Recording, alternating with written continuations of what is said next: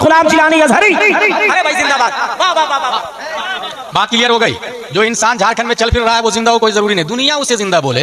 According to holy Quran they are may be dead body, और जो कुरान है वही सच है, वही राइट। मिनहा खलकनाकुम, हमने इसी मिट्टी से आपको बनाया है।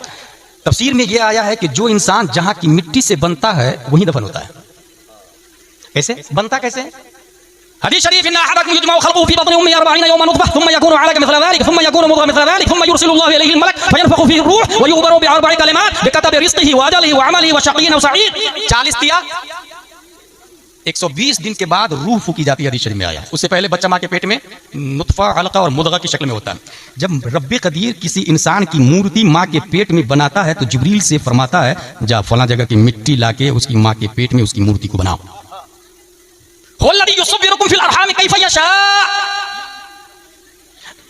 रब जैसा चाहता मूर्ति बनाता माँ के पेट में।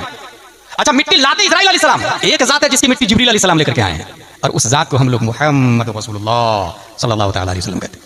इसका मतलब ये हुआ, ये जो कब्रिस्तान में जो लोग दफन है ना, वो यहीं की मिट्टी से पैदा हुए हैं। यहाँ से मिट्टी लेके फरिश्ते ने माँ के पेट में उसकी मूर्ति बनाई, वो इंसान पैदा हुआ। रूह कब डाली गई थी? 120 दिन के बाद में।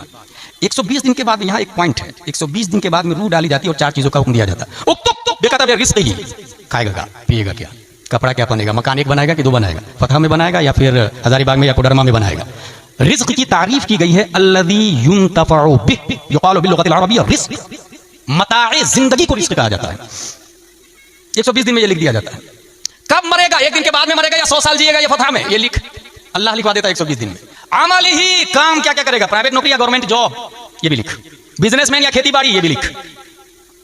वो शकीन और सईद, शरीफ होगा या कमीना होगा, ये भी लिख।